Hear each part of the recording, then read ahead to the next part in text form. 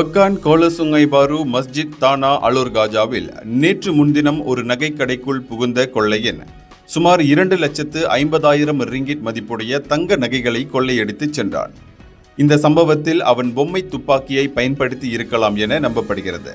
நேற்று முன்தினம் பகல் 2:20 மணிக்கு அவன் அந்த கடைக்குள் புகுந்திருக்கின்றான்.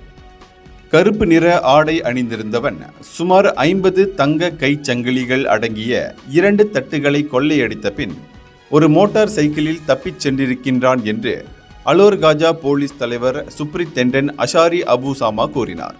இந்த சம்பவம் குறித்து 49 வயது நகைக்கடை உரிமையாளர் போலீசில் புகார் செய்திருக்கின்றார். தகவல் கிடைத்த பின் கோலசுங்கை பாரு போலீஸ் நிலையத்தின் அதிகாரிகள் அங்கு விரைந்து சென்றனர். கைபேசியை பயன்படுத்தி கொண்டிருந்த சமயம் அந்த கொள்ளையன் கடைக்குள் நுழைந்ததை தாம் கவனிக்கவில்லை என்று கடை உரிமையாளர் கூறியிருக்கின்றார். கடைக்குள் நுழைந்தவன் திடீரென ஒரு துப்பாக்கியை எடுத்து தன் தலையை நோக்கி குறிவைத்தான். அதன் பின்னர் 10 வயது 7 வயது குழந்தைகளுடன் நான் அலுவலகத்திற்குள் ஓடிவிட்டேன் என்று அவர் தெரிவித்திருக்கின்றார். அதன் பின்னர் ஒருமுறை கண்ணாடி உடைக்கப்படும் சத்தத்தை நான் கேட்டேன். தங்க கைச்சங்கிலிகள் இருந்த 2 தட்டுகளுடன் கொள்ளையன் ஓட்டம் பிடித்ததாக கடை உரிமையாளர் தனது போலீஸ் புகாரில் கூறியிருக்கிறார். இந்தியர்களின் இதய குரல் மக்களோசை.